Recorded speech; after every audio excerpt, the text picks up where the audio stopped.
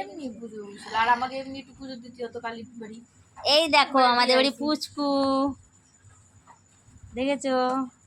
এখন সন্ধ্যার সময় খেলা করছে, সারাদিন ঘুমোবে আর সন্ধ্যার সময় তো উঠবে, আবার ঘুমাবে আর 12টার পরে যেয়ে উঠবে আর সকাল 5টার সময় ঘুমাবে। তার মানে আমাকে দুজনের রাত জাগায়। তাহলে কি বদ হয়েছে তাই দেখো, বয়স কেবল আজকে 9 দিন। পাতা পাচ্ছে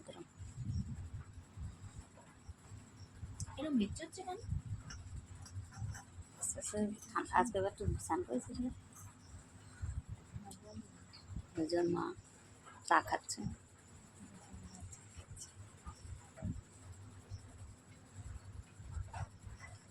আমরা পুচকে কোলবালিশ